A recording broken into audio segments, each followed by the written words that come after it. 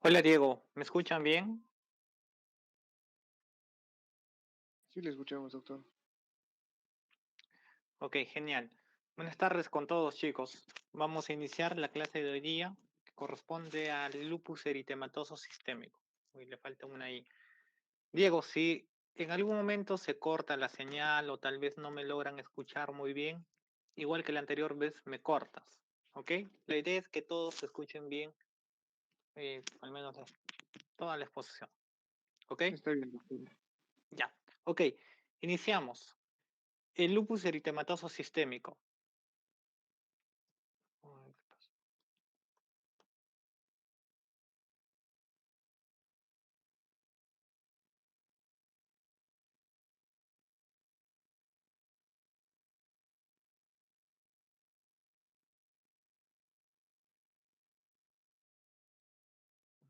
Ya, perfecto.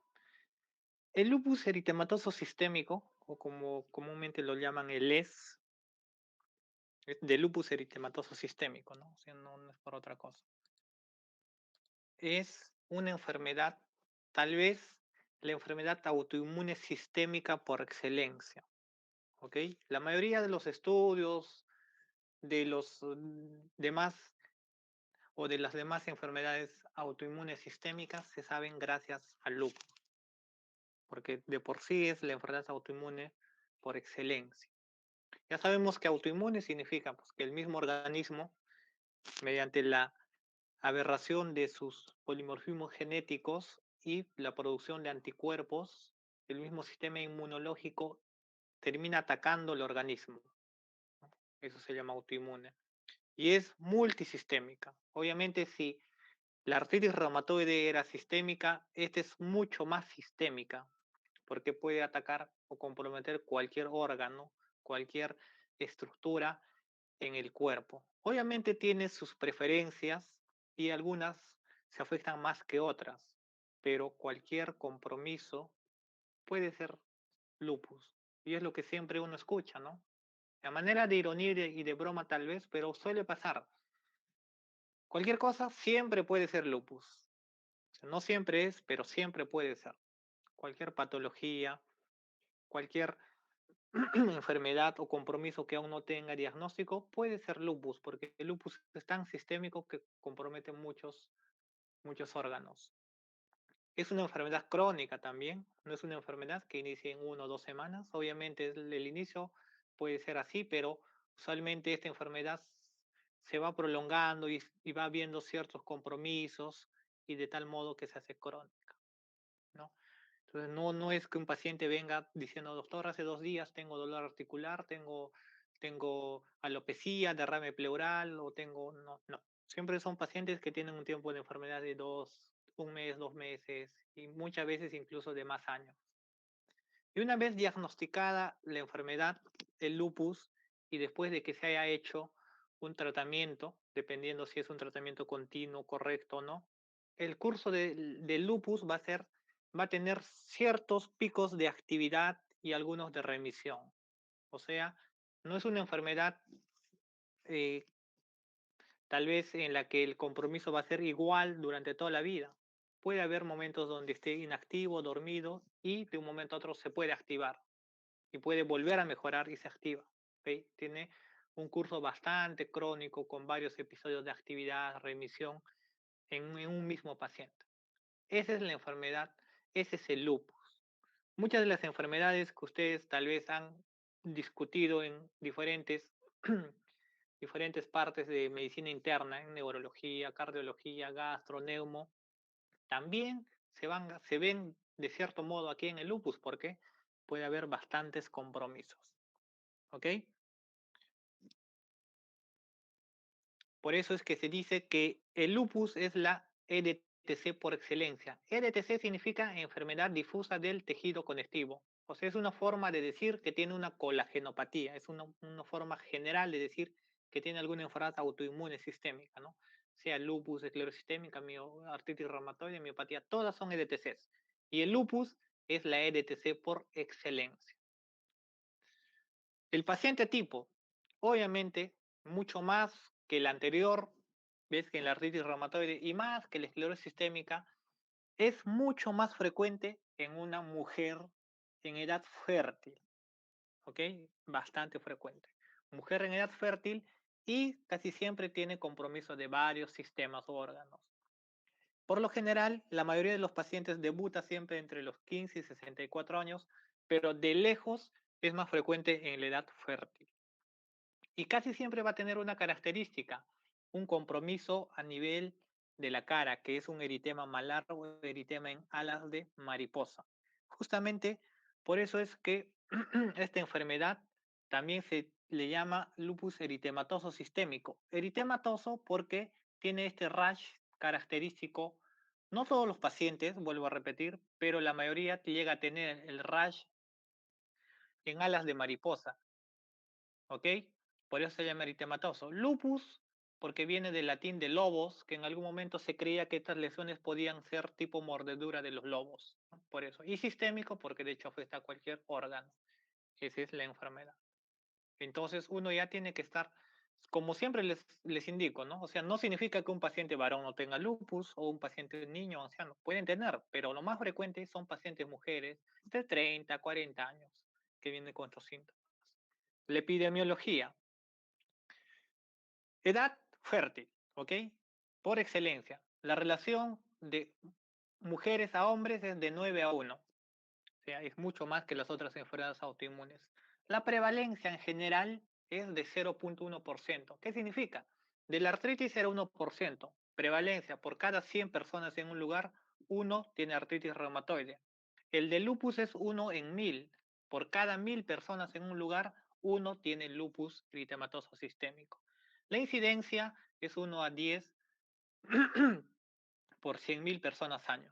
Obviamente esta prevalencia es a manera general. Cada región va a tener una prevalencia distinta. En Perú es un poco menor teóricamente, pero es que todavía no hay estudios recientes. Los estudios que tenemos de prevalencia en Perú son de hace casi 10 años, ¿no? Donde la prevalencia era del 0.5%. Pero todavía hace 10 años los diagnósticos no eran tan precoces, ¿no? Esto actualmente ya debe estar seguramente también en el promedio mundial. Bueno, el 10 de mayo es el Día Mundial del Lupus. Otras definiciones. Cuando hablamos de LES juvenil, juvenil antes de los 19 años, ¿ok? Todo en reumatología antes de los 19, perdón, 16 años es juvenil. No se confundan, hay muchos pacientes que vienen, doctor, tengo artritis reumatoide juvenil. Ah, ya, ¿cuántos años tiene? 32. Ah, ¿y a qué edad te diagnosticaron? A los 25. Pero que me dijeron que como soy joven es una artritis reumatoide juvenil. No, ¿ok? Sabemos que la artritis reumatoide juvenil o artritis idiopática juvenil, como se conoce ahora, es antes de los 16. Todo en reumato juvenil es 16 años, ¿ok? Excepto las miopatías, como ya lo veremos. LES de inicio tardío, aquel que inicia después de los 50 años. Antes había lupus senil después de los 65, pero se vio que aquellos que inician después de los 50 años tenían características similares y distintas a aquellos que inician antes de los 50. Entonces, solo quiero que me aprendan bien los nombres y edad. LES de inicio tardío después de los 50. LES neonatal principalmente está relacionada con un anticuerpo de la madre, que es el anti-RO. El ES neonatal está de rojito porque el ES neonatal no está muy relacionado con el lupus. Su nombre es así, lupus neonatal. Ni siquiera es lupus eritematoso sistémico, es lupus neonatal. ¿Ok? Porque a veces se autolimita, el compromiso es distinto y está más relacionado con el anti-RO. Por eso está de rojo. Y el otro, lo que antes se llamaba lupus-like o lupus, actualmente llamado lupus inducido por drogas. De estos, el más frecuente o más importante para nosotros, la isoniazida, que es un medicamento antituberculoso. ¿Okay? También la procainamida, la carbamazepina, que no se usan mucho. Entonces, saber que el lupus puede presentarse en los niños, en neonatos, puede presentarse también en gente adulta y gente mayor. ¿Ok? La teopatogenia. Tres componentes: componente genético, componente ambiental, Todo lo ambiental tiene que ver con el microbioma, la radiación ultravioleta y todo lo demás, y el componente de las hormonas sexuales, como los estrógenos y la prolactina. A las finales, para que un paciente desencadene la enfermedad, tiene que tener un componente genético, principalmente polimorfismos en el HLA-DR2, DR3, en los no HLA, que son la PTPN22, STAT4, y son una infinidad. Los más importantes son estos. ¿Es importante que me entiendan bien todo esto? No. ¿Es importante que me sepan al menos los nombres de los más importantes? Sí. Y saber que tiene un componente genético. A eso se suma un componente ambiental, medioambiental. Uno, el microbioma, que es, como ya en algún momento indicamos, toda la flora bacteriana, no solo en el intestino, también en los pulmones y en la boca y en todo el lugar, que no todos los pacientes o no todas las personas lo tenemos de la misma manera. Y segundo, en el lupus tiene bastante importancia lo que es el componente hormonal, estrógenos y prolactina. Por eso es mucho más frecuente en las mujeres porque tiene que ver con los procesos de epigenética, más que nada en la metilación. ¿Ok? Algo bastante importante del compromiso medioambiental es esto de aquí, la radiación ultravioleta, que está bastante relacionado con el lupus, porque se cree que incluso es un factor desencadenante y además no solo para desencadenar la enfermedad, sino también para que la enfermedad se active con el pasar de los años. Entonces es muy importante la radiación ultravioleta.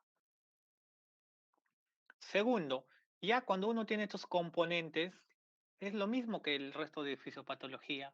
Componente genético, predisposición genética, viene el componente ambiental, hormonas sexuales, todo eso hace de que se active el sistema autoinmune.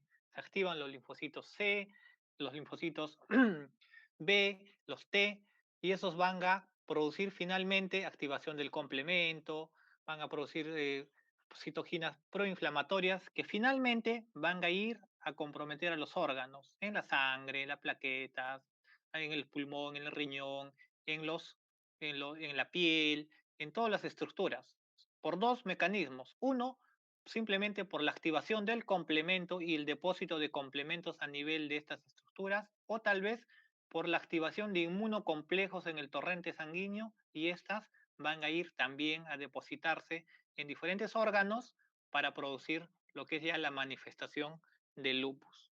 ¿Ok? Más o menos es así como se presenta esta enfermedad.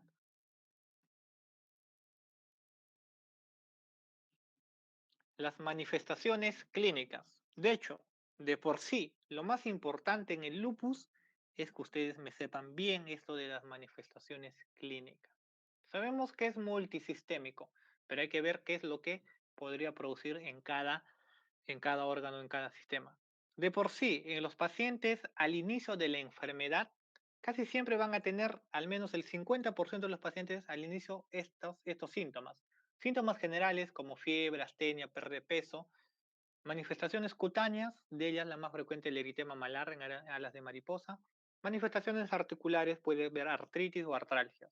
La mayoría va a tener esto. En teoría, en la práctica casi no pasa porque los pacientes tienen esto, toman algún medicamento, les mejora y ya pasa 1 o 2 meses y recién hacen otros compromisos y es ahí donde recién acuden al reumatólogo, ¿no? O a algún médico que pueda determinar este diagnóstico. Entonces, esto es en teoría. En la práctica, la mayoría de los pacientes subestiman y los médicos también subestiman estos síntomas con los que los pacientes se vienen presentando. Entonces, bueno, aquí hay un porcentaje, ¿no? Por ejemplo, la mayoría de los pacientes siempre va a tener síntomas generales, ¿no? Pérdida de peso, fiebre, hiporexia, no comen bien, afectación mucocutánea, más que nada el tema malar.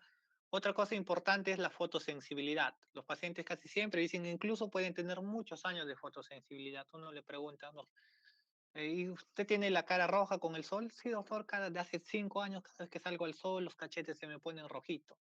Es fotosensibilidad, ¿ok? Compromiso osteomuscular o musculoesquelético, artralgias, artritis, mialgias. Ya luego viene el compromiso de serositis, ¿no? Derrame pericárdico, pleural, compromiso renal, que no es muy frecuente en comparación de estas, pero sí es muy importante, ¿ok? Al igual que la afectación hematológica y neuropsiquiátrica. ¿Ok? Esto es lo que va a marcar el diagnóstico del lupus, todo esto de aquí. Estos de aquí son bastante inespecíficos, pero también los presento. Entonces, compromiso mucocutáneo. La clasificación de Guillain es justamente como se toma en cuenta el lupus cutáneo. Se clasifica en dos grupos, lesiones específicas del lupus, o sea que solo se ven en el lupus, y las lesiones no específicas. Significa que se pueden ver también, se ven en el lupus y se pueden ver en cualquier otra enfermedad. Las específicas y la más frecuente y la más importante, el eritema en alas de mariposa. Es un lupus cutáneo agudo. Hay lupus cutáneo subagudo como el lupus tumidus. Hay varios compromisos de lupus cutáneo subagudo. Pero de hecho, lo más importante aquí en las específicas es el lupus cutáneo agudo y el lupus cutáneo crónico, que se conoce uno, hay varios también del crónico, el más importante es el lupus discoide. ¿Ok? ¿En qué se diferencia el eritema en alas de mariposa y el lupus discoide? Primero, a que este es localizado. Puede ser en el rostro, sí, pero al mejorar el lupus discoide deja una cicatriz, una hiperpigmentación. En cambio, el lupus cutáneo agudo, esta no. Simplemente va y viene y es como si el paciente no tuviera nada. ¿Ok? Lesiones no específicas. Puede dar Raynaud, puede haber alopecia, esclerodactilia, que también se ve en esclerosis sistémica, calcinosis, nódulos reumatoides, ampollas, urticaria, eritema, úlceras, líquen plano, puede haber todo, como les había mencionado. Cualquier cosa puede terminar siendo lupus. Obviamente, si yo tengo un paciente que tiene esclerodactilia, no pensaré primero en lupus, ¿no? De hecho, primero pensaré en esclerosis sistémica. Pero si ya tengo un paciente con lupus y por ahí hace esclerodactilia, obviamente ya no dice que sí puede ser lupus porque el lupus se puede producir, ¿ok? Entonces eso es importante, que hay muchas lesiones que pueden producir lupus. Otro, la fotosensibilidad, que de por sí es un criterio, era un criterio incluso anterior para el lupus, actualmente ya no lo es, pero sí es en la parte práctica, sí es muy importante. Preguntar siempre a los pacientes si hay fotosensibilidad o no hay fotosensibilidad. Segundo, o bueno, aquí tenemos unas fotos, ¿no? Eritema malar en alas de mariposa. ¿Por qué? Son zonas fotoexpuestas y como les había mencionado, la radiación ultravioleta tiene bastante implicancia en el lupus. Aparte, aquí, otro. La diferencia de este lupus, o perdón, la característica principal es que compromete pómulos y dorso de nariz y el surco nasogeniano generalmente se respeta porque no es una zona fotoexpuesta, ¿ok? Por eso se llaman alas de mariposa. Puede haber también lesiones agudas en otras partes del cuerpo que pueden terminar siendo lupus. Esto es muy inespecífico, pero es un paciente con lupus. Igual en alas de mariposa. ¿Ves? Aquí el surco nasogeniano no está completamente tomado. Igualito aquí. ¿Ya? Bueno, aquí no tengo más. Lo que tienen que tener en cuenta es que el lupus discoide deja una huella, una cicatriz, y no se dibujen alas de mariposa. ¿Ok? Otro, el compromiso músculo-esquelético. Primero, el lupus se puede dar artralgias inflamatorias. ¿Cómo es una artralgia inflamatoria?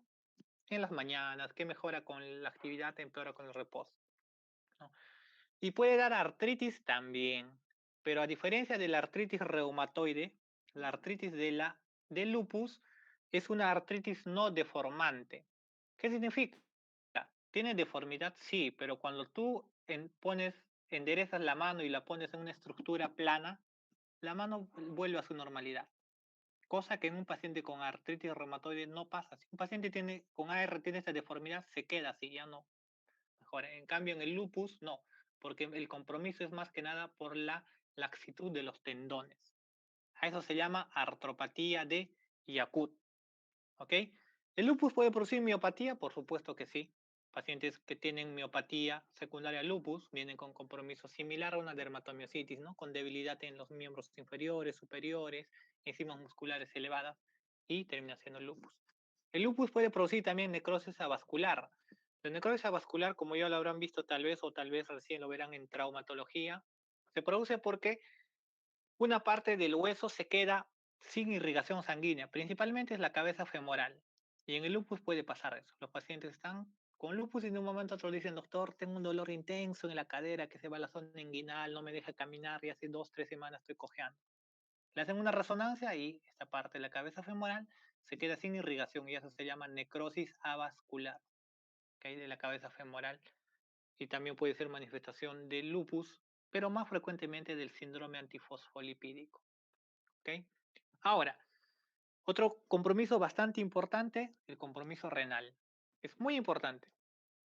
Como habíamos mencionado, casi el 50-60% de los pacientes, incluso ahora es más, durante los 10 años de la enfermedad van a desarrollar nefritis lúpica. O sea, compromiso renal del lupus se llama nefritis lúpica. ¿Ok? Eso es importante. ¿Cómo definen una nefritis lúpica? O sea, ¿cómo digo este paciente con lupus tiene compromiso renal o tiene nefritis lúpica? Así, esto es muy importante que me lo sepan y me lo aprendan bien.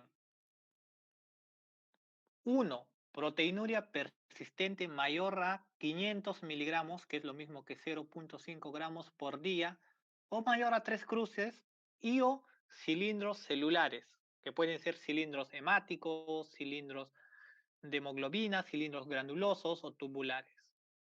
Esto, repetido 2 veces, nos dice que el paciente tiene compromiso renal de lupus. Esto ya es en un contexto de paciente con lupus, ¿ah? Obviamente también puede ser el debut, sí, pero no significa que todo paciente que tenga proteinuria pues es lupus, ¿no? Porque ustedes ya habrán hecho en nefrología todas las diferentes causas de proteinuria que puede haber. Proteinuria normal hasta 150 miligramos día en 24 horas. Para que sea significativo en el lupus tiene que ser mayor a 500. Más de 500 ya me dice que el lupus está inflamando el riñón y eso se llama proteinuria significativa. O que tenga lo que antes se llamaba un sedimento urinario telescopado, cilindruria o hematuria, leucocituria. ¿Ok? Esta proteinuria se puede reemplazar por esta relación en orina simple de proteína creatinina mayor a 0,5. ¿Por qué? Hay pacientes que no pueden recolectar su orina en 24 horas, abuelitas que están con zona, bueno, muchas cosas.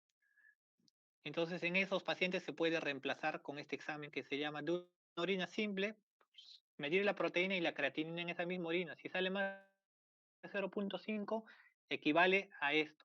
¿Ok?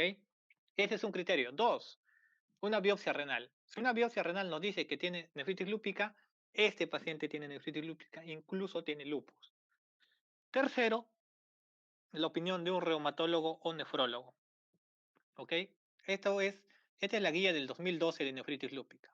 O sea, si un reumatólogo o nefrólogo dice que es nefritis lúpica también. ¿Y a qué se debe esto? Porque de hecho hay pacientes que pueden tener 490, 480 y por ahí tienen hematuria.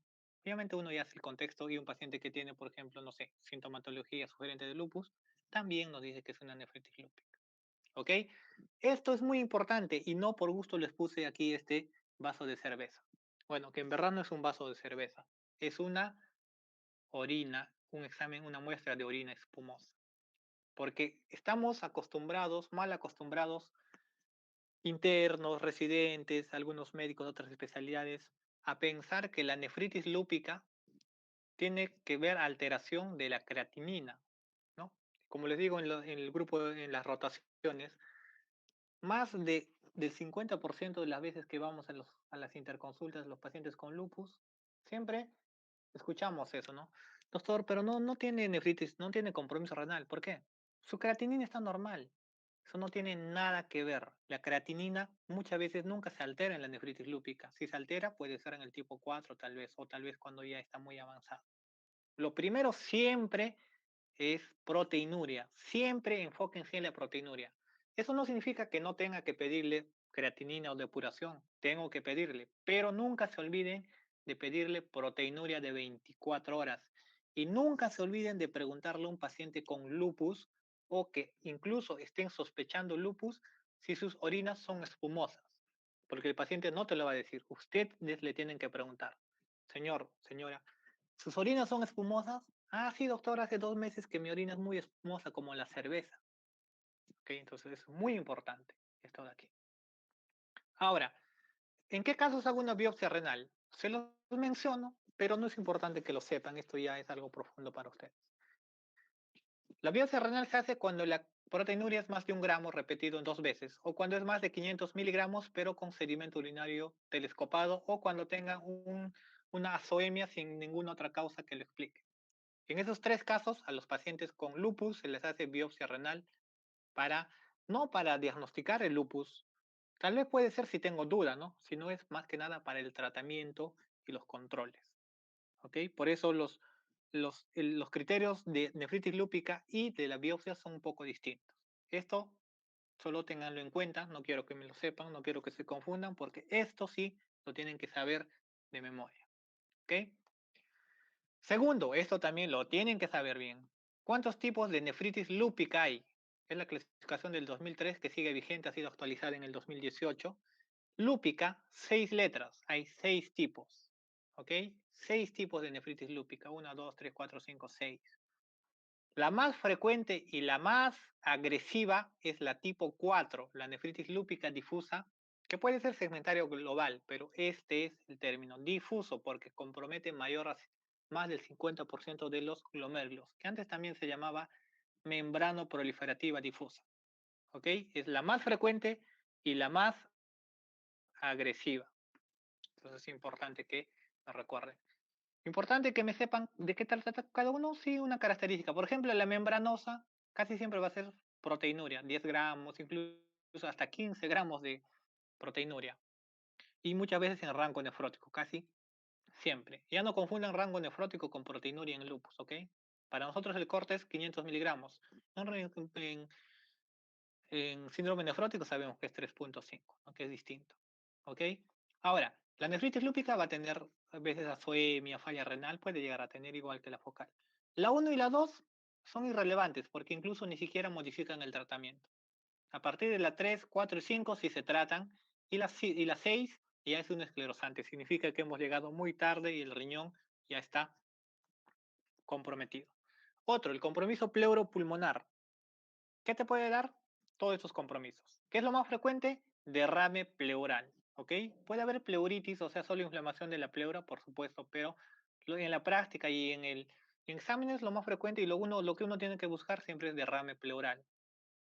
La causa más, o el tipo de derrame pleural más frecuente es que sea bilateral.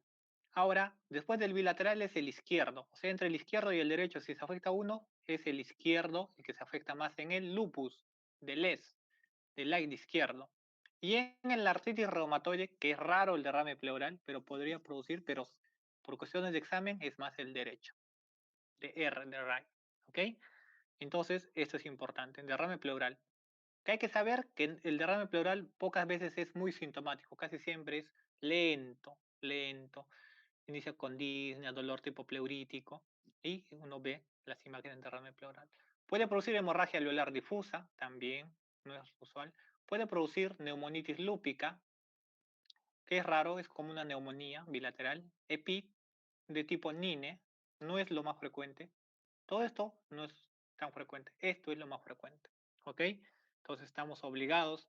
Derrame pleural, paciente joven que no tiene tuberculosis, mi mente ya va pensando, puede ser lupus. Cardiovascular, igual. Pericarditis aguda o derrame pericárdico.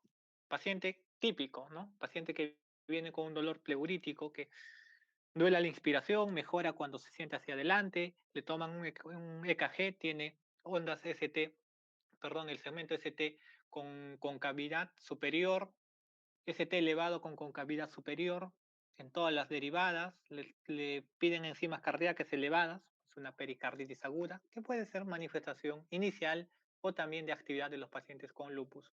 Puede haber miocarditis, enfermedad valvular, la endocarditis de Lehmann-Sachs, que se puede ver en el lupus, ¿no? Que no son tan frecuentes. El compromiso neuropsiquiátrico, principalmente son 19 síndromes, ¿ok? Esa es la clasificación de ACR. 12 en el sistema nervioso central y 7 en el sistema nervioso periférico. ¿Qué es lo que me gustaría que aprendan bien de esto? Primero, saber que cualquier compromiso en el sistema nervioso central o periférico puede ser lupus. No siempre va a ser lupus, ¿no? Porque siempre hay que descartar infecciones, TB, cáncer, pero más si es un paciente joven, mujer, que tiene por ahí orinas espumosas, ya uno tiene que estar apuntando al lupus. Por ejemplo, en el sistema nervioso central, ¿qué puede producir? Mielitis transversa. Es frecuente. No es tan frecuente, pero sí hay pacientes que pueden iniciar con mielitis transversa, se descartan las causas más frecuentes y terminan siendo lupus. Otra cosa que es frecuente también es la neuritis óptica.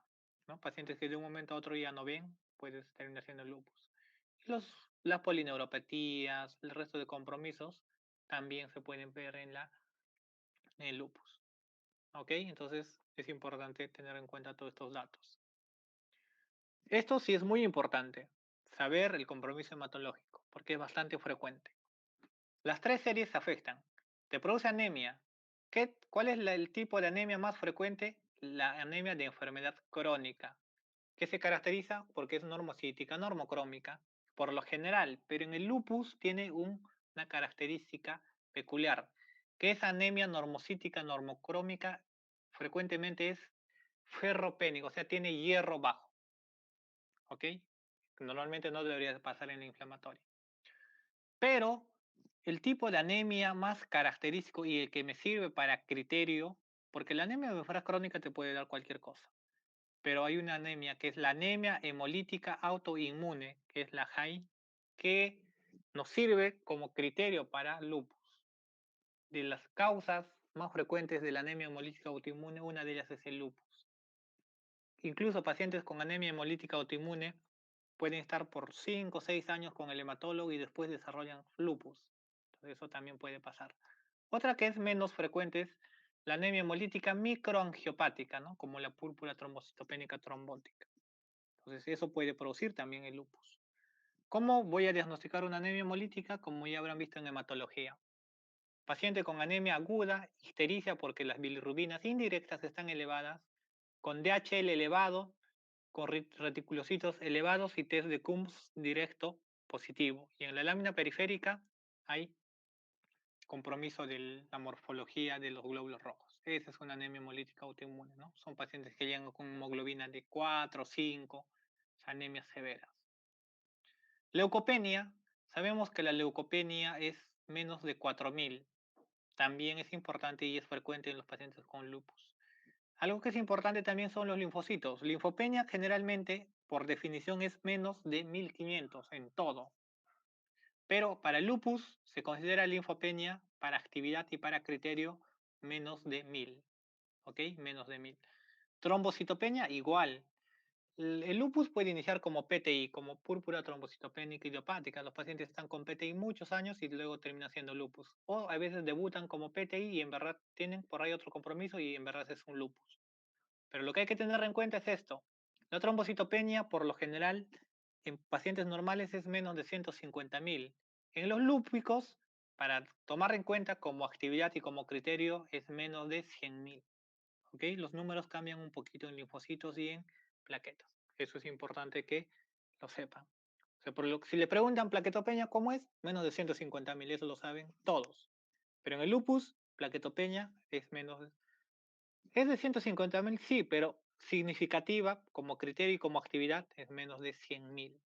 ¿Ok? Esto que es bastante importante, el compromiso inmunológico. Tres anticuerpos importantes. ANA, anticuerpo antinuclear. Anti-DNA, anticuerpo de DS, o sea, anticuerpo de DNA de doble cadena o bicatenario. Y el anti-Smith, SM. Son muy importantes en el lupus. ¿Por qué les pongo esto? Sensibilidad para arriba. Significa que este es más sensible que el anti-DNA y más que el anti-Smith. Especificidad para abajo. Significa que el más específico es el anti-Smith, después el anti-DNA y el ANA. Importante que sepan muy bien eso. Ahora les explico en la práctica qué representa. ¿Qué significa que el ANA sea muy sensible? Significa que si yo tengo un ANA negativo, prácticamente estoy diciendo chau lupus, no es lupus. ¿Ok? O sea, digo, ay, si sale negativo, mejor pienso en otra cosa. Excepto que ya el compromiso sea pues demasiado evidente, ¿no? Pero el 95% de los pacientes con lupus tiene que tener el ANA positivo. Por eso se dice que es un examen muy sensible, pero es poco específico. ¿Qué significa?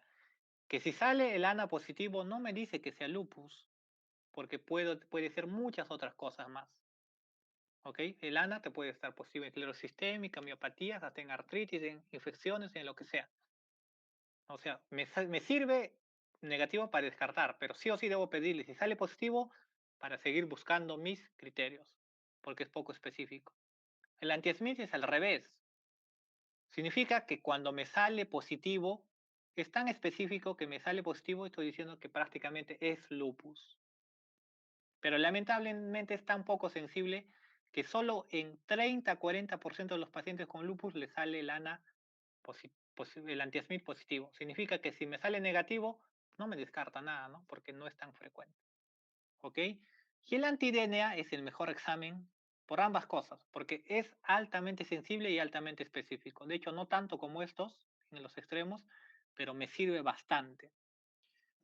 ¿Ok? Entonces es importante el anti-DNA. Y aparte de eso, me sirve porque también es el único examen que nos va a determinar actividad. El ANA y el anti-Smith solo es positivo una vez y ahí queda, pero el anti-DNA, cuando la enfermedad se activa, se eleva. Cuando mejora, el valor baja. Este es el que nos sirve para actividad. Otros anticuerpos que son importantes son el complemento. Les había dicho que el C3 y 4, lo más importantes, están mediados en la fisiopatología del lupus. Cuando hay una actividad, este complemento se deposita en los órganos y en la sangre disminuye. Eso se llama hipocomplementemia, que sirve para diagnóstico y para actividad del lupus. Y los otros, los anticuerpos antifosfolipídicos, que sirven para el diagnóstico también del lupus, y son tres: la antibeta 2 glicoproteína, la anticardiolipita y el anticoagulante lúpico. Eso es importante en una enfermedad que se llama síndrome antifosfolipídico, que se caracteriza por trombosis en pacientes jóvenes, trombosis venosas, derrames cerebrales, abortos recurrentes y con anticuerpos positivos. Eso se llama SAF, síndrome antifosfolipídico. Pero también es importante en el lupus porque son anticuerpos que pueden estar presentes en el lupus con o sin SAF. ¿Ok? Esto es importante que me sepan. Diagnóstico. Ya con todos los compromisos que hemos revisado, ¿cómo se hace el diagnóstico? Tenemos varios criterios. El más importante y el último es el criterio de ACR EULAR 2019. Son criterios de clasificación, no lo olvides. Teníamos el del 97, el de SLIC 2012 que se ha usado por bastante tiempo, 11 criterios, 17 criterios, y actualmente no importa cuántos, porque esto, a diferencia de estos, no se cuentan los criterios, sino se cuenta la puntuación, la puntuación del dominio clínico y del inmunológico. Y nos sirve porque se hace un diagnóstico más temprano y tratamiento más temprano. A diferencia de estos, que el tratamiento, el diagnóstico era ya más tardío y los pacientes ya estaban un poco complicados. Eso se mejoró con el SLIC 12, pero perdió especificidad, y se mejoró con el ACR EULAR, perdón, este es ACR EULAR, no AULAR, EULAR 2019. ¿Ok? Y esos son estos criterios de aquí. Criterios ACR EULAR 2019. Manifestaciones clínicas y las manifestaciones inmunológicas. Son 7 clínicas y 3 inmunológicas. Para que yo tome en cuenta los criterios de ACR EULAR 2019, previamente tengo que tener un ANA positivo. ¿Ok? Ese se llama criterio de entrada. Porque como les había dicho, si sale negativo prácticamente me descarta que sea lupus. ¿Ok? Pero por eso es que piden que primero sea el ANA positivo. Segundo, tiene que tener una puntuación mayor o igual a 10 para decir que tiene lupus. Y tercero, se cuenta solo el mayor puntaje de cada ítem. ¿Ok? Por ejemplo, uno que se aumentó es la manifestación, la fiebre, 2 puntos. Otro, las manifestaciones cutáneas, la más frecuente, mire, y la más importante, la que les da 6 puntos, el lupus cutáneo agudo. ¿Cuál? Eritema malar, en alas de mariposa. Obviamente tiene que ser evidenciado por el médico, ¿no? O sea, yo debo ver, si esta paciente tiene eritema malar, es uno de los 6 puntos. El discoide, el subagudo, el crónico, 4 puntos. Úlceras orales, 2 puntos. Alopecia, 2. Si un paciente tiene eritema malar y úlceras, solo se toma en cuenta el de 6 puntos. ¿Ok? Eso. Tercero, manifestaciones articulares, sinovitis o artralgias. Si es sinovitis, que tiene que ser evidenciado también, un derrame articular en las pequeñas articulaciones, 6 puntos. ¿Ok? Porque un ANA positivo con una sinovitis, prácticamente también puede ser artritis reumatoide, sí, pero es bastante sugestivo del lupus. ¿Ok? Las manifestaciones neuropsiquiátricas, las que se toman en cuenta solo son delirios, psicosis y convulsiones en el contexto de un paciente lúpico. ¿ya? Para los puntajes. Pero ya saben que hay 19 síndromes. Serositis, derrame pleural o pericárdico o pericarditis aguda. También, ¿ven? Son los puntajes. Manifestaciones hematológicas, leucopenia menos de 4.000, trombocitopenia menos de 100.000 y anemia hemolítica te dan también un puntaje. Y lo otro, las manifestaciones renales, que es importante, les dije, proteinura más de 0.5 es decir que tiene compromiso renal, te da 4 puntos. Ahora, esto es con biopsia. ¿Y por qué aquí le pone 10 puntos? Si un paciente tiene nefritis lúpica de grado 3 o 4, que son las más características de la nefritis lúpica y está demostrada por biopsia, porque hay inmunocomplejos, todos los criterios, y tiene el ANA positivo, es criterio suficiente para decir que el paciente tiene lupus. Es el único que tiene 10 puntos. ¿Ok? Por eso el compromiso renal es importante. Obviamente con ANA positivo. ¿Ya? Aquí vienen los anticuerpos, los inmunológicos. Los anticuerpos antifosfolipídicos, lo que les había mencionado los tres, le dan 2 puntos cualquiera que sea positivo. El complemento, si los dos están bajos, te da 4 puntos. Y si solo uno de ellos, 3 puntos. También es importante.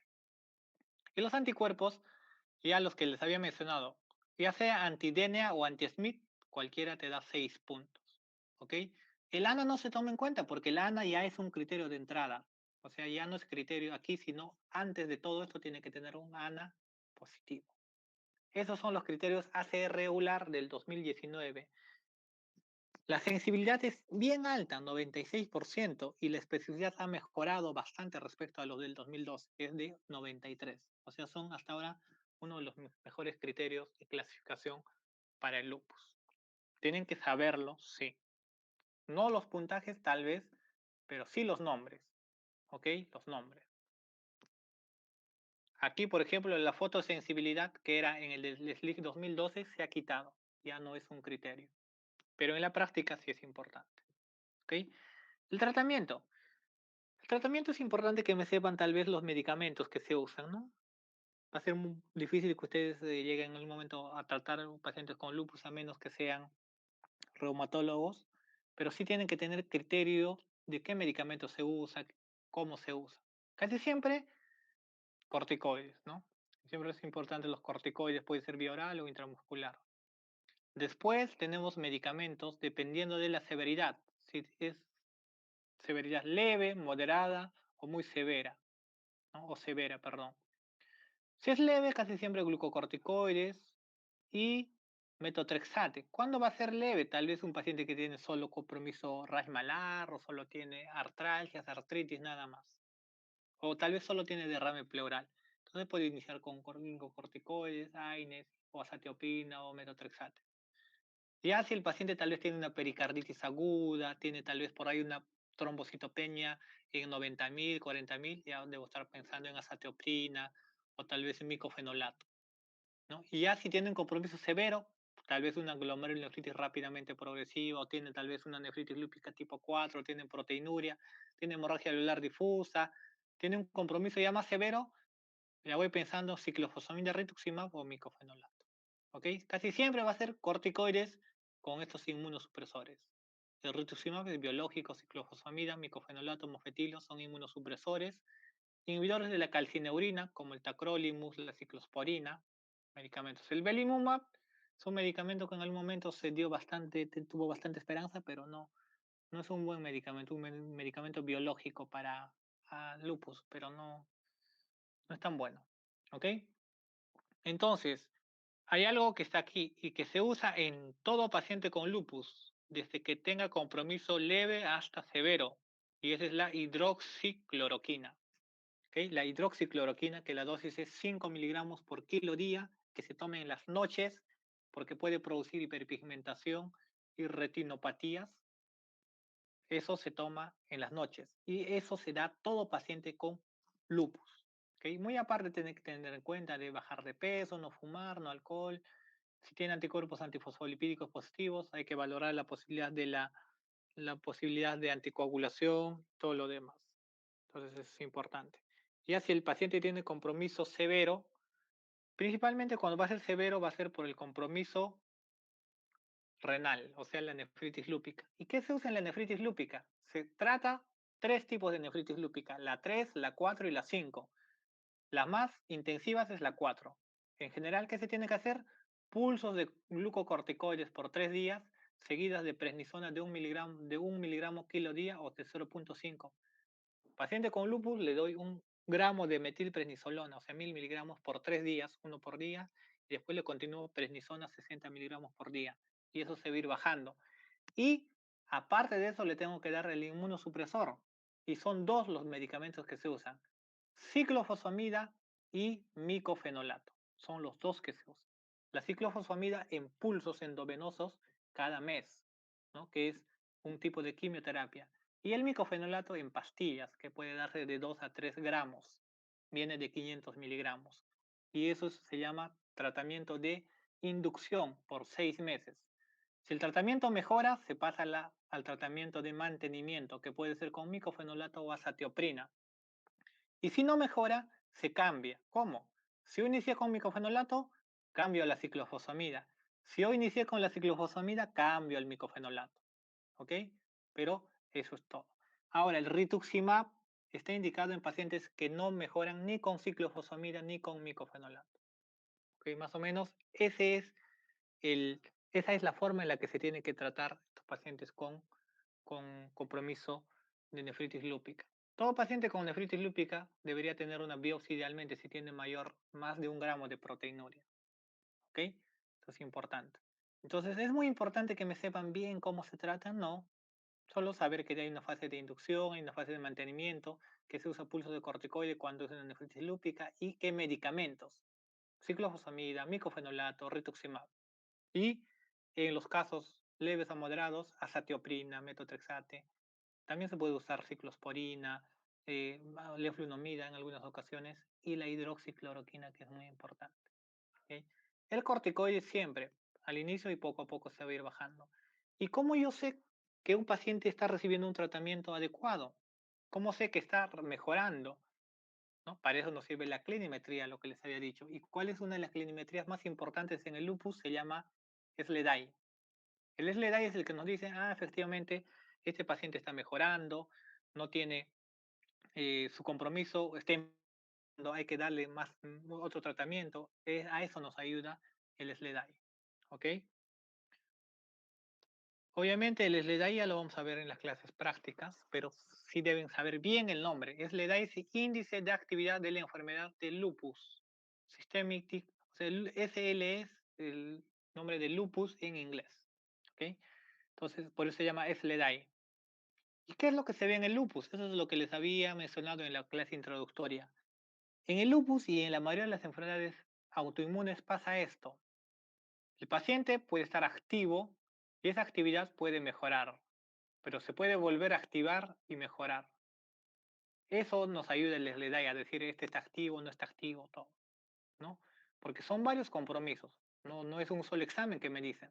Obviamente la antidenia de doble cadena es un examen que es parte del SLEDAI que nos sirve a definir eso, pero no es suficiente. Se tiene que ver la proteinuria, el examen de nemograma y todo eso.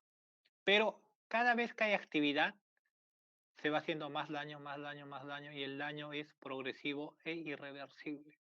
Por eso es importante tener un tratamiento en el que no haya muchos picos de actividad, que garantice de que la enfermedad esté en remisión y el daño nunca se eleve demasiado. Por ejemplo, si en la articulación el daño se eleva, los pacientes terminan con limitaciones. Si en el riñón se activa muchas veces, los pacientes terminan en diálisis. O sea, hay muchos compromisos. ¿Ok? Entonces, eso es importante en, en el lupus. Ahora, todos los médicos tienen que estar en la capacidad de poder sospechar a los pacientes con lupus, ¿no? Sospechar los diagnósticos. Y es típico. Primero, pacientes con derrame pleural, tratamiento con TB, que está bien, la cosa más frecuente, pero que no mejoran y por ahí tienen otros compromisos, hay que pensar en el lupus, ¿no? No nos encerremos en un solo. Es importante pensar en lo más frecuente, por supuesto que sí, pero cuando algo ya no encaja totalmente, ahí hay que ampliar estos diagnósticos. Y es justamente ahí donde el lupus es una enfermedad autoinmune que puede comprometer varios órganos. Ok, chicos, eso es todo. Mientras van exponiendo, van preparando la exposición, alguna consulta. Doctor, una pregunta, o bueno, si podría volver a repetir esos exámenes que se le pide, lo de Lana. Es que no entendí bien cuál al final va a ser el examen de elección. No hay un examen de elección, se les piden todos. Se les pide el ANA, que es el anticuerpo antinuclear, se les pide el anti-DNA de doble cadena y el anti-Smith. Tienen que tener los tres exámenes inmunológicos. Aparte, deberían tener también el complemento. Todos los exámenes de los criterios, toditos se deben pedir. ¿Cuál se inicia pidiendo? El ANA, ¿no? El ANA es como decirme, ¿saben qué? Esta es la puerta. Usted entre y busque porque algo va a encontrar. O si nos dicen, ¿saben qué? El ANA es negativo. Ya no entren porque no van a encontrar nada. Eso. ¿Ok? El primero que se pide siempre es el ANA. Pero casi siempre, o sea, eso es teórico, ¿no? Porque tengo un paciente. Obviamente un paciente siempre va a tener varias, varias sintomatologías. Y si yo sospecho que es lupus, no voy a pedir ANA y después voy a pedir recién lo otro. Siempre pido, ¿no? ANA, perfilena y no pido ANA, anti-DNA, anti-SMIT, anticuero, complemento y todo lo que sea necesario. Proteína de 24 horas, examen de orina, hemograma, todo. Pero si ya sale negativo, me dice, ah, creo que no es lupus, hay que descartar otras cosas. ¿Ok? Pero se pide todos los exámenes. Ok, chicos, van a hablar de ANA y ENA, ¿no es cierto? Doctor, buenas tardes. Sí, vamos a hablar de anticuerpo antinuclear de Ana. Ya, y los extraíbles, el perfil ENA. Doctor, no, le toca otro grupo, creo. Nosotros somos Ana nomás. Ya, entonces voy a hacer una pequeña introducción, ¿ok? Antes de que empiecen con vuestra exposición. Aunque creo que sí les expliqué. El perfil ENA se llama anticuerpos extraíbles nucleares. Es un poco más específico. O sea, el ANA es como cuando usted, bueno, sí les dije, cuando van a una ciudad y ven varias luces prendidas, ven todo un reflejo cuando están en la periferia, ven un reflejo, un foco prendido, ese es el ANA. En cambio, ya si yo me acerco y quiero ver exactamente por qué están de qué son esos focos, y veo que hay focos rojos, focos azules, focos. Eso es ENA. Y ese ENA incluye el anti-RO, el anti-LA, anti-DNA, anti-SMIT, todo lo que vemos en las enfermedades específicas. ¿Ok? Entonces, ahora lo que vamos a ver es el ANA, que es importante en el lupus. Ok, chicos. 10 minutos cada uno. ¿Está bien? Está bien, doctor. Sí, Es doctor. 1 Gracias. y 2, a la 1:22 termina la exposición. ¿Ya? Está bien, doctor. Ok, Ya, entonces, empezamos. sí, doctor. Ya. Bueno, doctor, buenas tardes, compañeros, buenas tardes. Vamos a hablar de lo que son los anticuerpos antinucleares, que estos llamados ANA comprenden una amplia diversidad de autoanticuerpos dirigidos contra múltiples antígenos intracelulares que clásicamente consisten en especificidades nucleares como el ADN o las ribonucleoproteínas nucleares pequeñas. Las enfermedades con ANA van a comprender síndromes que se caracterizan por una prevalencia inusualmente alta de esta ANA, que esta suele detectarse con una prueba de autoanticuerpos antinucleares fluorescentes, que es la que se llama FANA, como son el LES, la esclerosis sistémica y la enfermedad mixta del tejido conectivo.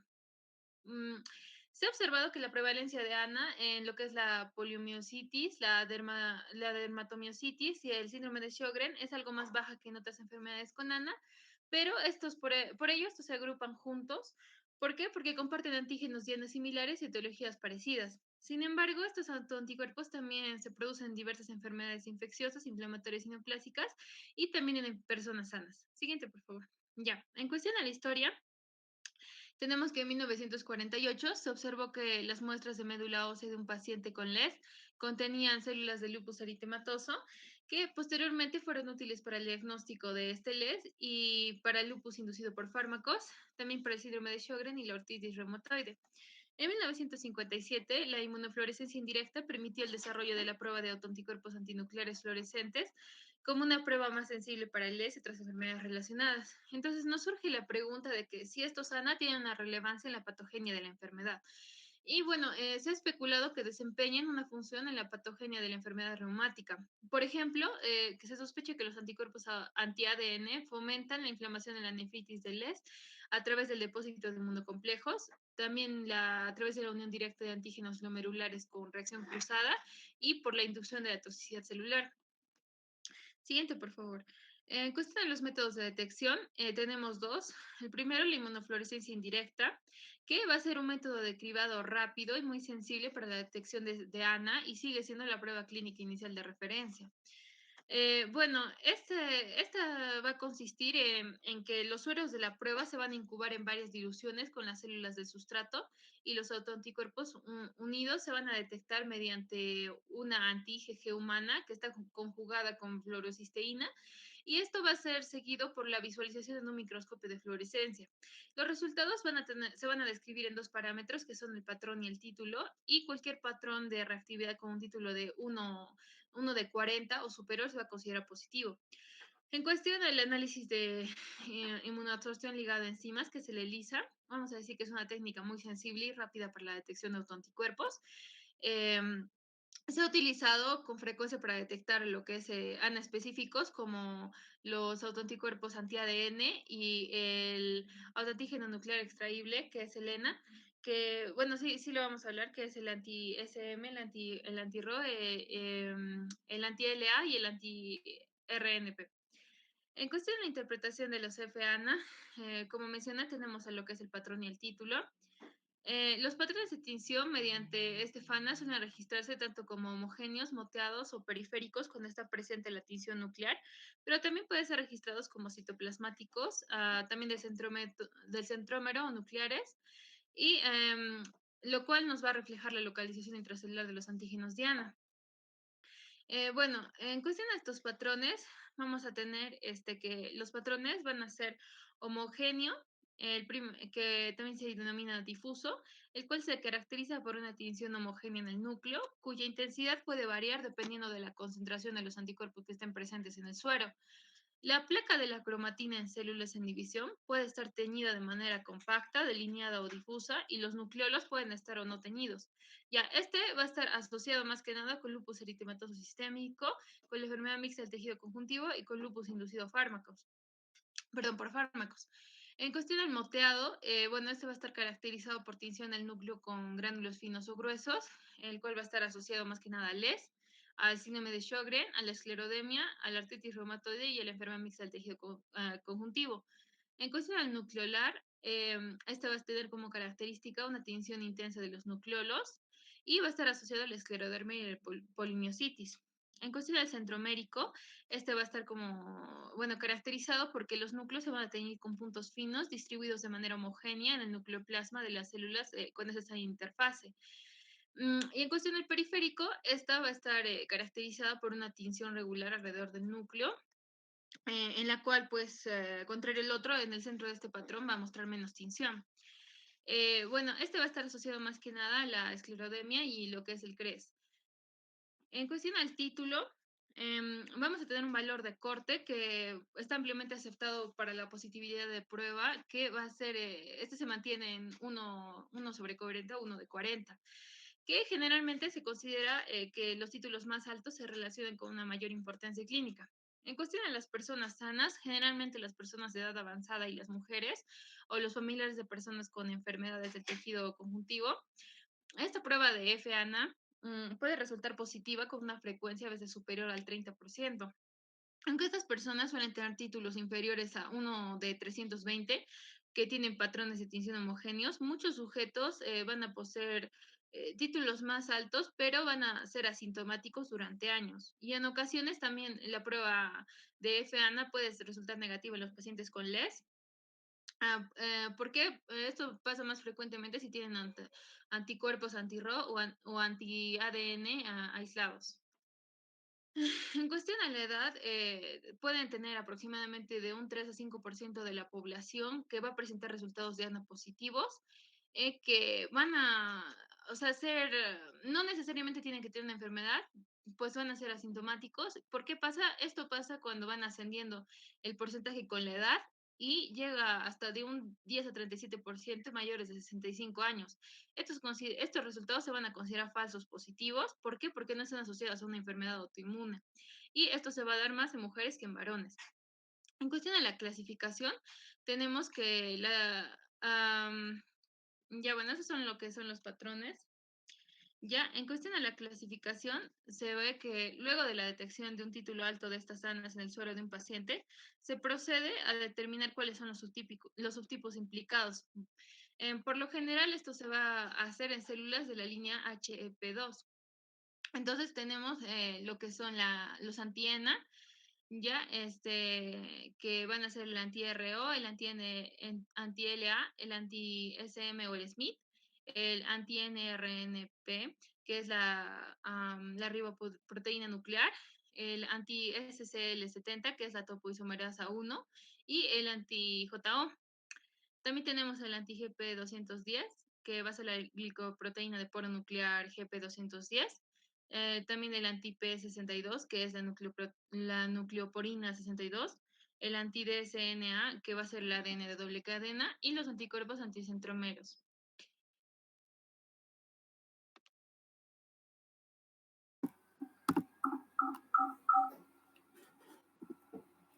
Doctor, ¿se me escucha bien? Bueno, continuando, vamos a hablar de las enfermedades asociadas a anticuerpos antinucleares. En este primero vamos a hablar sobre el lupus, aunque en los estudios previos se hablan se habían descrito frecuencias en la prueba de FANA de solo el 90% usando los métodos actuales. La prueba es positiva en más del 99% de los pacientes. Para esto tenemos los antígenos asociados a la cromatina, que vienen a ser el anti-ADN, que en el ES y los anticuerpos anti-DNA están en relación con la nefritis y la activación de la enfermedad. Esto en contraste con otras especificidades de Lozana, y en algunos entornos se han observado anticuerpos anti-ADN inducidos por fármacos, como durante el tratamiento con algunos inhibidores del factor de necrosis tumoral. También tenemos los antihistona o nucleosoma, que son frecuentemente en el ES y se asocian al anti-ADN de doble cadena y son particularmente característicos y sensibles para el lupus inducido por fármacos, en el que se asocian también los anti-ADNMC. Sin embargo, se observan con frecuencia en otras enfermedades reumáticas como la miositis y la esclerosis sistémica, así como en las infecciones crónicas, como por ejemplo el virus de Epstein-Barr, por lo que las correlaciones clínicas de los anticuerpos antihistona no son consistentes. Otros antígenos asociados a la cromatina, por ejemplo, los autoanticuerpos contra Q y la unidad catalítica de la proteína sinasa dependiente del ADN, que va a participar en la reparación del ADN, la recombinación del BJ también. Y otros autoantígenos asociados a la cromatina son el antígeno nuclear de la célula de la proliferación, o PCNA, que participa en el andamiaje para facilitar la replicación, la recombinación y la reparación del ADN. También tenemos los ribonucleoproteínas.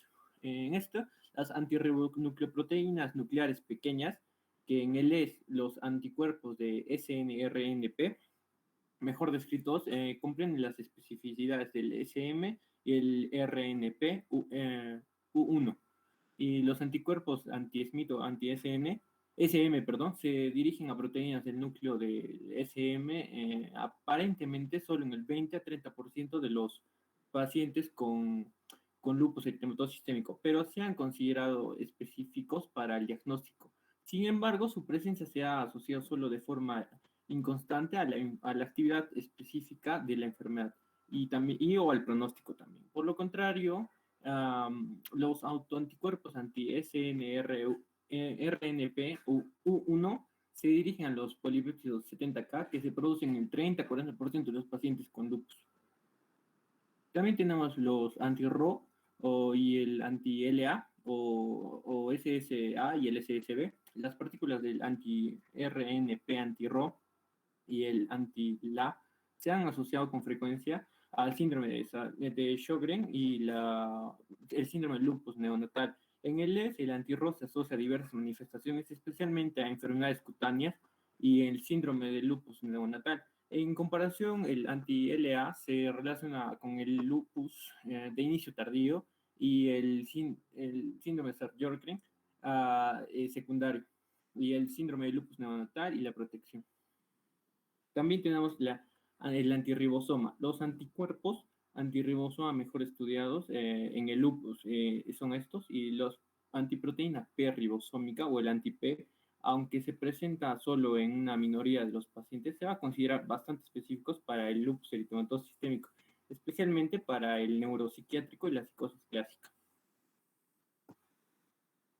Para la esclerosis sistémica, los anacontrantígenos nucleolares caracterizan la respuesta de autoanticuerpos para esta enfermedad. Hasta el 97% de los sueros son anapositivos y a veces con aspecto moteado, como bien. Aunque los porcentajes varían dependiendo del sustrato, del sustrato usado, van a variar dependiendo del sustrato usado. Sin embargo, a diferencia de los sujetos de los sueros de lupus eritematoso sistémico, los sueros para la esclerosis sistémica por lo general contienen especificidades de autoanticuerpos monoespecíficos, apuntando a estructuras como el cinetocoro, la topoisomerasa 1 y las ARN polimerasas. El anticinetocoro o centrómero y la antipolimerasa 1 son importantes herramientas de diagnóstico en la subclasificación de la esclerosis sistémica. Está muy asociada al fenómeno de Raynaud y al CREST, en los que hasta el 98% de los pacientes tienen anticuerpos anticinetocoro. Sin embargo, aproximadamente solo el 40% de todos los pacientes con esclerosis sistémica carecen de estos anticuerpos, y una minoría, al menor al 1%, poseen ambos anticuerpos. También tenemos los anti-ARN polimerasas. Los anticuerpos anti-ARN polimerasas se van a asociar a afectaciones cutáneas difusas. Estos anticuerpos, especialmente el anti-RNAP1 y el anti-RNA3, parecen ser específicos para la esclerosis sistémica y pueden ser útiles para predecir la crisis renal. También tenemos los anticuerpos antipolimiositis esclerodérmica, que las respuestas solo contra están el PMSCL75 y aparecen con más frecuencia entre los pacientes con esclerosis sistémica difusa. Su presencia se asocia principalmente al solapamiento de la miositis con una esclerosis sistémica sin características de lupus eritematoso sistémico. Luego tenemos otros ANA relacionados con la esclerosis sistémica. Estos son bastantes y son como el antifibrilarina, que puede asociarse a la enfermedad difusa, que va a comprender una afectación de órganos internos y músculos esqueléticos. Luego tenemos a la antitopoisomerasa 2, que parece asociarse a la hipertensión pulmonar. Luego tenemos el anti-TH, que puede predecir la hipertensión pulmonar, una enfermedad cutánea limitada, los dedos hinchados, entre otros. Y luego tenemos los anticuerpos contra la fosfoproteína nuclear B3, que se asocian también a una hipertensión pulmonar, y anticuerpos antifibrilarina, como el primero. Como quinto tenemos a los anticuerpos contra el activador de la transcripción de la ARNP de la 2, del tipo 2, y que parece estar relacionado con el factor reumatoide y otros signos de enfermedades de tejido conectivos. En el sexto lugar tenemos a un regulador de la traducción de la factor de necrosis tumoral, que puede asociarse a afectación pulmonar. Y en el séptimo lugar tenemos a los anticuerpos anti-RNA, pero en su nivel U11 y U12, que parecen relacionarse con la fibrosis pulmonar y la antirregión organizada nucleolar 90. Como otra enfermedad tenemos las enfermedades musculares inflamatorias, caracterizadas por respuestas de autoanticuerpos contra antígenos citoplasmáticos, aunque entre el 40% y el 80% de los pacientes con polimiositis y dermatocitis son ANA positivos.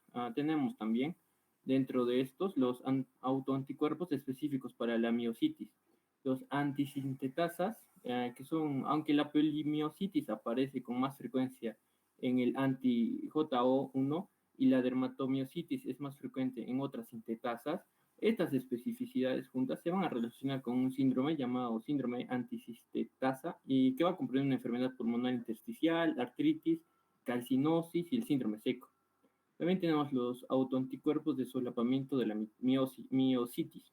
Los ANA asociados al solapamiento de la miocitis mejor descritos son las especificidades del SNRNP y el PMSCL. Los anti-SNRNP tienden a asociarse a características de una enfermedad mixta de tejido conectivo, como un solapamiento de LES con la miocitis y un solapamiento de la miocitis con la esclerosis sistémica. Bien. El síndrome de Sjögren, la prueba de los FANAP son positivas y es muy variable. Por lo tanto, aunque se ha registrado una positividad de ANAC de solo el 40%, en muchos estudios se han observado frecuencias del 90 al 96%. De las especificidades de los ANA en el síndrome de este síndrome, las mejores descritas siguen siendo los RO y el A, o SSA y SSB.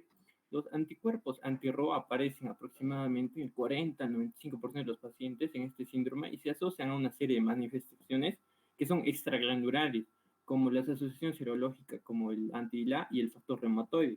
Del mismo modo, también aparecen anticuerpos anti-LA hasta en el 87% de los pacientes con el síndrome y también se va a asociar a manifestaciones extraglandulares y hay una asociación serológica como el anti-RO y el factor reumatoide.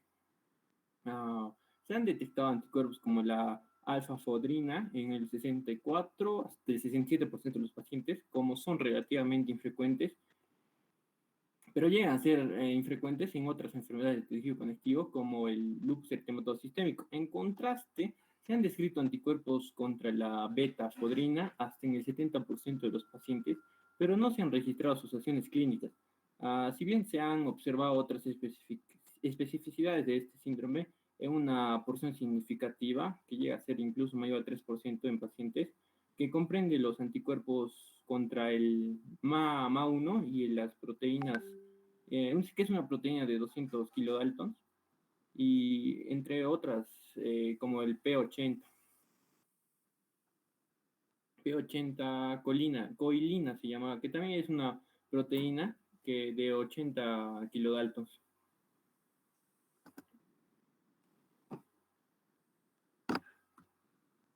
Eso sería todo, doctor, en nuestra exposición. Ok, chicos. A ver, el grupo panel. Horacio, Mario y Yuri.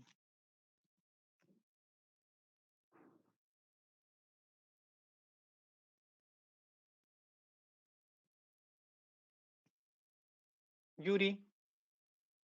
Doctor presente. Hola, Yuri. Horacio. Dos preguntas Germán al Salinas. grupo.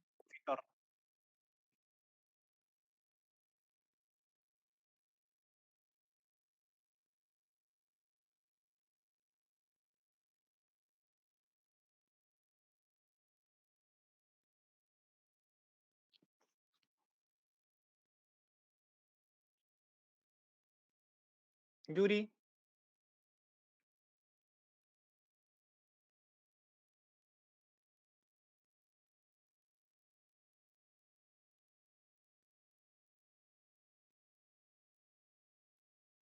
¿Qué pasó con Yuri?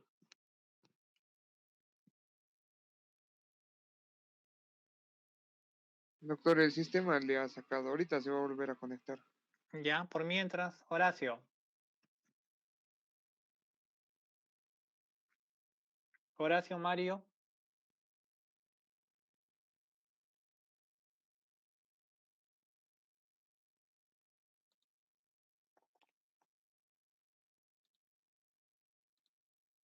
También, ¿no está? Horacio. Sí, doctor, les ha sacado el sistema. Ahorita les voy a dar una llamada, doctor, para que se vuelvan a conectar. Ya, no hay problema.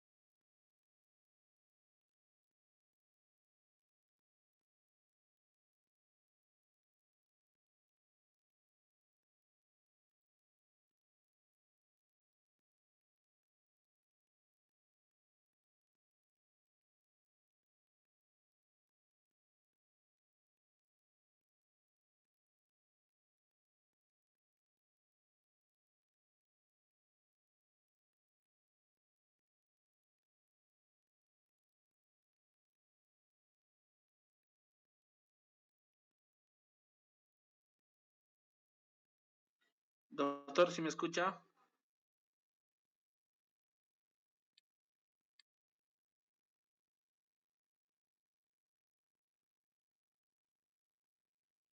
Doctor, buenas tardes, si me escucha, por favor. Hola Yuri, sí te escuchamos. Dos preguntas al grupo expositor. Doctor, Germán Salinas, doctor, del Vale, grupo panel. Germán. ¿Yuri ya se conectó? Sí, quería hacer la primera pregunta. Doctor, ¿ha estado teniendo problemas con su conexión? Yo también justo ahorita he tenido problemas, pero ya me fui a una zona de buena señal.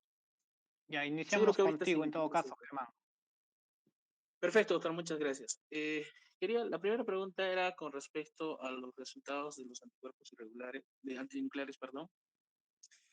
Eh, los anticuerpos antinucleares indican que el resultado de la prueba es positivo, lógicamente, ¿no? Pero sin embargo, tener un resultado positivo significa que el paciente cursa con la enfermedad, la primera pregunta. Y segunda pregunta sería, ¿cuáles serían las otras alternativas o en todo caso un diagnóstico diferencial cuando exista o qué tipo de enfermedades pueden ser también resultantes de un ANA positivo? Eso sería.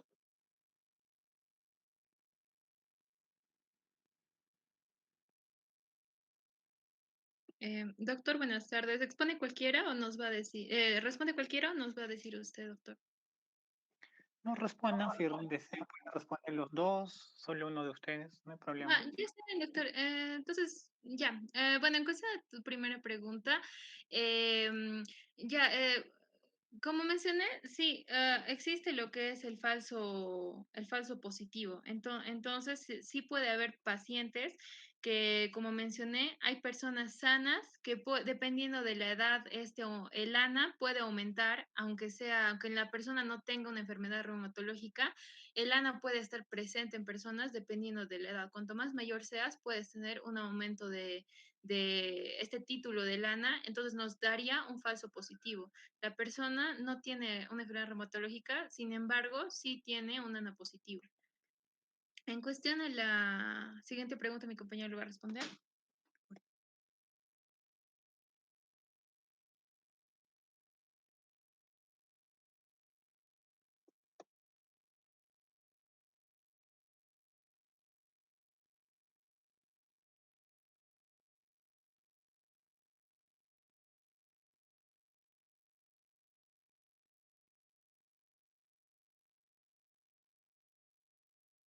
No te estamos escuchando, sí, por si estás hablando tal vez. Doctor, bueno, acotando a la anterior pregunta, quería mencionar también que, no, a la pregunta que nos hizo la segunda sobre qué anticuerpos o qué ANA se da en enfermedades no reumatológicas. Esa fue su pregunta, ¿verdad, doctor? ¿O le estoy entendiendo mal?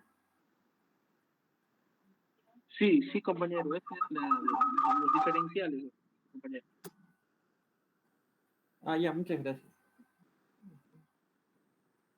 En este encontramos por ejemplo, una de muchas teníamos a las antifibrilarina, que podía asociarse a una enfermedad difusa, que se podía de enfermedades musculoesqueléticas o una hipertensión pulmonar. También teníamos el anti-TH, doctor, que era también para una hipertensión pulmonar, una enfermedad cutánea limitada, y la antitopoisomerasa, que estaba en una hipertensión pulmonar también, y luego teníamos a los anti-RNP, U11 y el U12, que aparecían en una fibrosis pulmonar.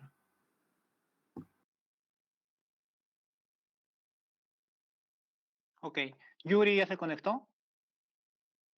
Doctor, el compañero tiene problemas con la conexión, pero me ha mandado sus preguntas por el WhatsApp. No sé si podría hacerlo, doctor. Claro. Muchas gracias, doctor. Con respecto a las preguntas del compañero Yuri, él pregunta, ¿cuáles son los valores o los títulos límite para determinar los resultados positivos de ANA? Y segunda pregunta, ¿cuál es la metodología más confiable a nivel laboratorial para poder estar seguros de estar con un ANA positivo? Si es inmunofluorescencia o ELISA.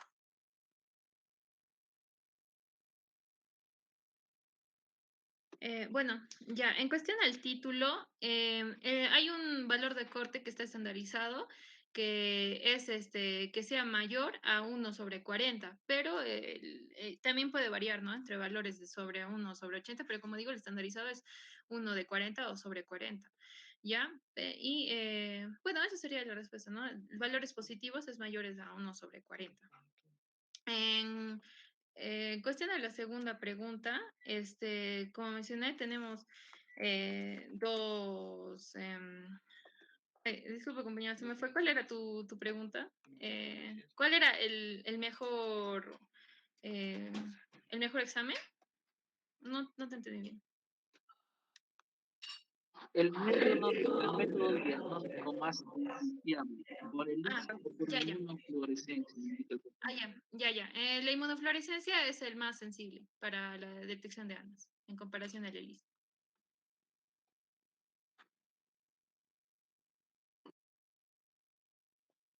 Ok, Germán, Muchas gracias, compañero. Doctor, gracias. ok. Germán, ¿qué porcentaje de los pacientes de la población normal sin ninguna enfermedad puede tener el ANA positivo?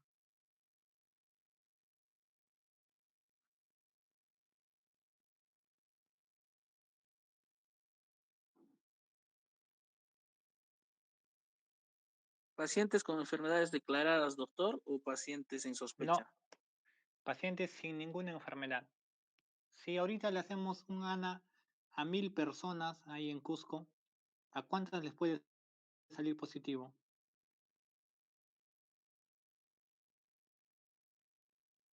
Sería, doctor, un 30% de positividad en pacientes sanos.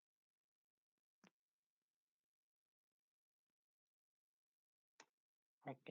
¿Cuál es la enfermedad más frecuente en la que el ANA está positivo? O sea, en la que todos o casi todos de esos pacientes tienen ANA positivo.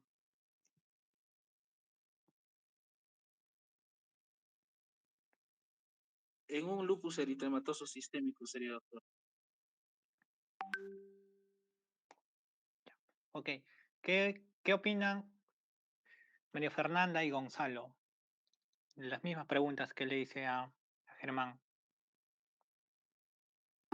Doctor, en las bibliografías que he leído me mencionaban que dependía de la cantidad del resultado que salga del título. Por ejemplo, si era 1/40 y era mayor o igual, era de un 20 a 30% el porcentaje. De 1/80 era de 10 a 12%. Y de 160 a 320 era un 5 o un 3% respectivamente, doctor. Ok. Y respecto a la otra pregunta,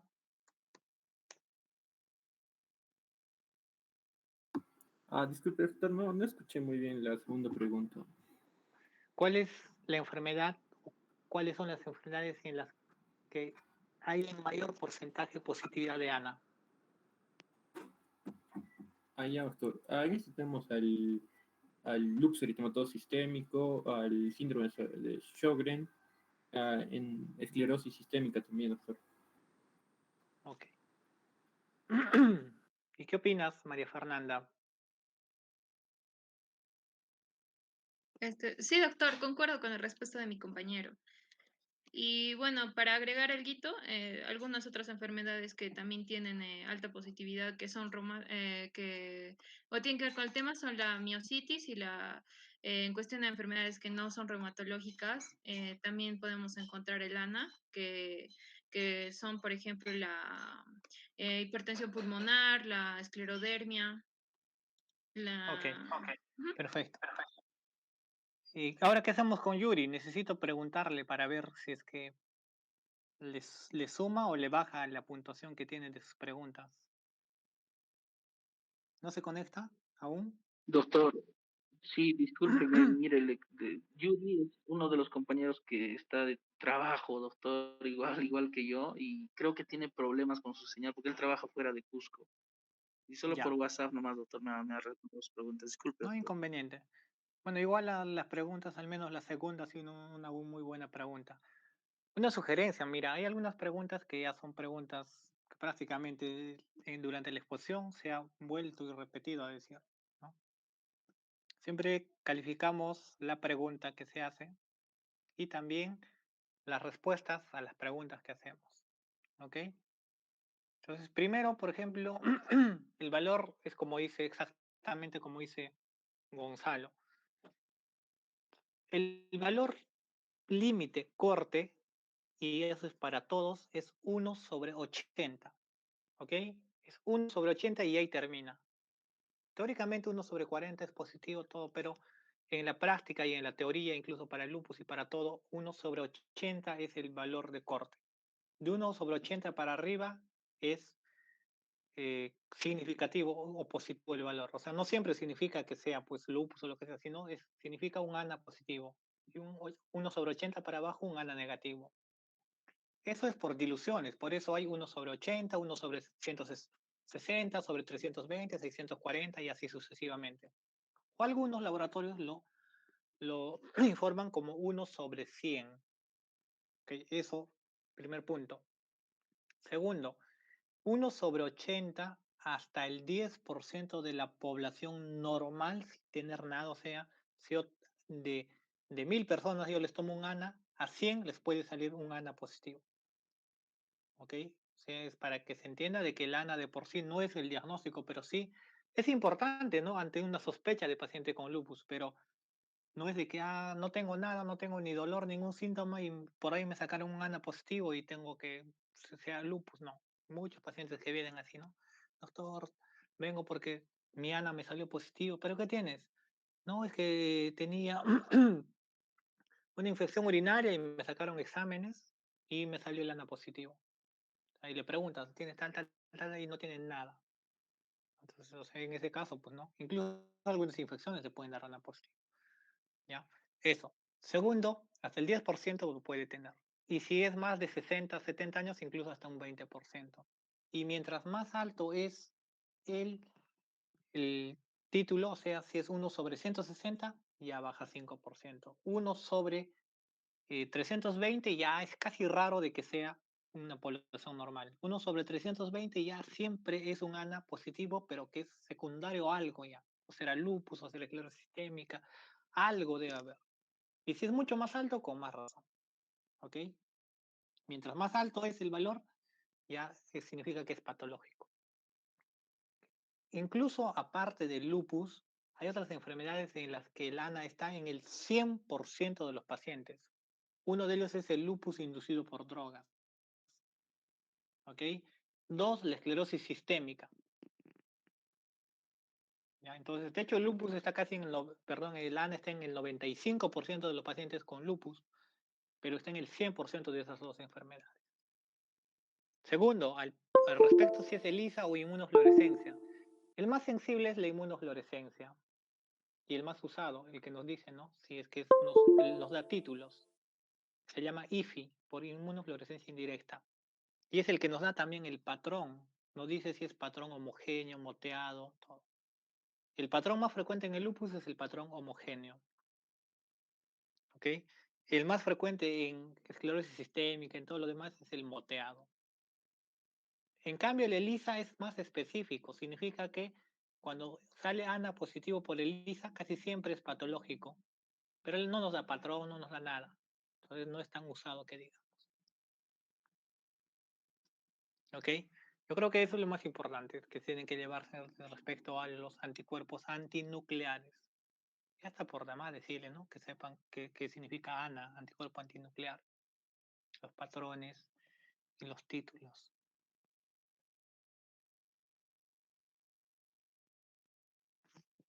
Hay un ANA, no sé, no recuerdo que lo hayan dicho, pero a ver, es una pregunta más un punto a su exposición a cualquiera que me diga cuál es el ANA que se conoce como el ANA bueno, como el ANA buenito. ¿Qué patrón?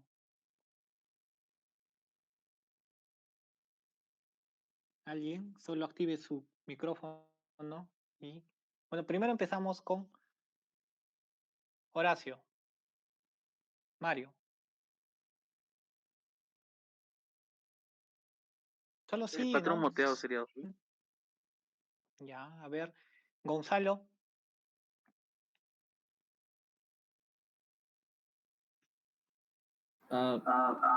Doctor, el difuso.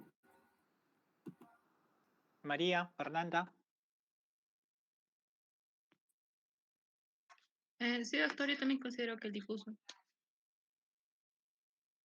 ya, pero ¿cuál es su nombre? O sea, el completo, solo difuso, porque el difuso es, ¿Es homogéneo o difuso, doctor?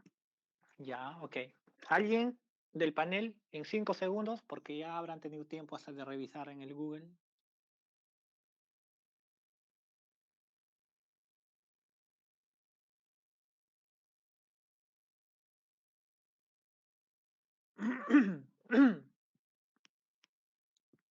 Sí, ya, 10 segundos más. Ya 20 segundos, ¿ok? 20 segundos.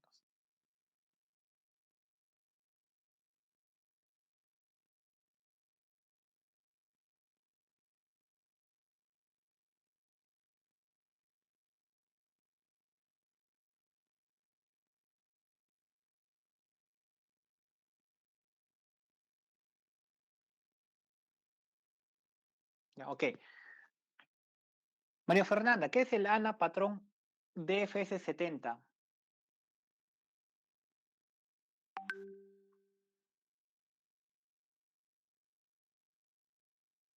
Ay, ya, doctor, disculpe, estaba hablando con el micro apagado. Bueno, eso mientras que investigábamos, lo encontramos que era básicamente un nuevo autoanticuerpo que se había descubierto, según hace unos 5 años, pero era del 2017, así que por alrededor del 2012. Entonces, era más que nada, ¿cómo decirlo? Estaba relacionado con lo que era el patrón moteado, porque también se veía de manera moteada y se describía que era este, denso y fino.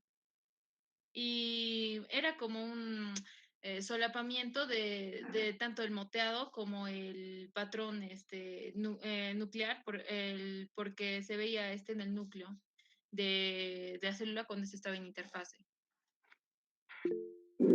Ya. Ok. Justamente el ANA patrón DFS70 es el ANA, entre comillas, bonito. Porque cuando sale el ANA positivo, patrón DFS70, nos está diciendo, ¿saben qué? Este ANA es no patológico, o sea, no es lupus, o sea, nos dice, no es lupus, no es nada. De por sí, no, el ANA no siempre nos indica eso, pero cuando sale ese patrón nos está diciendo de que no es nada, es algo normal, o sea, nos jala a decir que es normal. Eso, ese es el patrón que les había preguntado. Ok, chicos. Bueno, no hay mucho que ver en el anticuerpo, está precisa la exposición, esos datos hay que tenerlos en cuenta todos. A ver, 4 preguntas respecto al tema de exposición y el tema de que se había hecho. Por hoy día no va a haber preguntas. Para la próxima vamos a hacer full preguntas, ¿ok? Para hoy no. Para la próxima, todos los temas que hemos hecho, preguntas a todos. Y ya vayan viendo, según el sílabus, ya nos toca prontamente el examen. ¿Ok, chicos? Hay que ir leyendo. Por ahora, 4 preguntas respecto al tema de exposición y al tema que hemos desarrollado de lupus para terminar. ¿Alguien? ¿Alguna Doctor, duda? buenas tardes. Sí, Hola, Catherine, doctor. dime. Doctor, respecto a los anticuerpos antifosfolipídicos, ¿es correcto que se utilizan tanto para el diagnóstico como para evaluar la actividad de la enfermedad? ¿Verdad, doctor? Los anticuerpos antifosfolipídicos sí se correlacionan con la actividad de la enfermedad, pero eso no es práctico y tampoco se utiliza en ningún sistema de actividad. El anticuerpo de lupus por excelencia para la actividad es el anti-DNA de doble cadena, anti-DNA DS, y también el complemento, ¿no? Porque cuando el lupus está controlado, el complemento se normaliza. Cuando está activo hay hipocomplementemia, consumo de complemento. Los anticuerpos antifosfolipídicos más nos sirven para el diagnóstico, nada más. Puede estar más que nada en el síndrome antifosfolipídico es donde tiene mayor relevancia. Pueden tener correlación con la actividad, pero no es directamente proporcional. O sea, hay incluso puede pacientes que tienen títulos altos y no tener actividad del síndrome antifosfolipídico y viceversa. ¿Okay? Pero el antirenia es el que es por excelencia el que nos sirve para actividad y también el complemento. Otra pregunta.